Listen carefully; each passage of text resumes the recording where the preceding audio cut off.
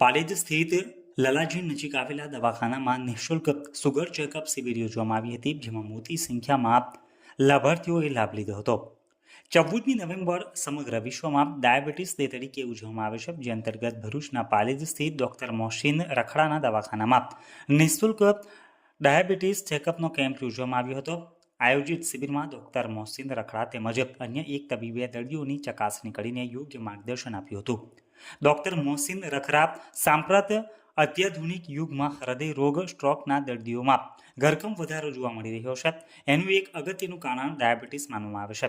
Doctor Mohsin રખડાના મતાનુસાર યુવા પેઢી 15થી 35 વર્ષ વધતા જતા ડાયાબિટીસના દર્દીઓ ભાવિ પેઢી માટે ખૂબ જ પડકારરૂપ છે. મેડિકલ સર્વે અનુસાર આશરે 10 કરોડ જેટલા દર્દીઓ આપણા દેશમાં આજે ડાયાબિટીસથી પીડાઈ રહ્યો છે. એમાં પણ 50%થી વધુ દર્દીઓ પોતાની ડાયાબિટીસ છે એનાથી અજાણ છે. તો સમયસર સુગર તપાસ અને સારવાર કરવામાં આવે તો આ રોગથી થતા ગંભીર જોખમથી બચી શકાય તેમ છે. સાથે સાથે નિયમિત કસરત, બ્લડ પ્રેશર ચેકઅપ, વજન નિયંત્રણ, આરોગ્યવર્ધક પૌષ્ટિક ખોરાક, જીવનશૈલી પણ ખૂબ જ અગત્યની છે.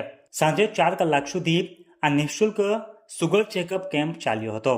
Good morning, myself Dr. Mohsin, physician at Palej. આજ રોજ 14 નવેમ્બરનો દિવસ વિશ્વભરમાં વર્લ્ડ ડાયાબિટીસ ડે તરીકે ઉજવાય છે. આ ઉજવણી નિમિત્તે આજે મારા ક્લિનિકમાં ડાયાબિટીક સ્ક્રીનિંગ અને ન્યુરોપેથી સ્ક્રીનિંગ કેમ્પ રાખવામાં આવેલો છે. આપણે સૌ જાણીએ છીએ કે ભારતમાં 50% કરતાં વધારે દર્દીઓ એવા છે જેમને પોતાને ડાયાબિટીસ છે એની જાણ નથી, અને જો ખાસ કરીને યુવા પેઢીમાં આ રોગ ભરખમ વધી રહેલો છે.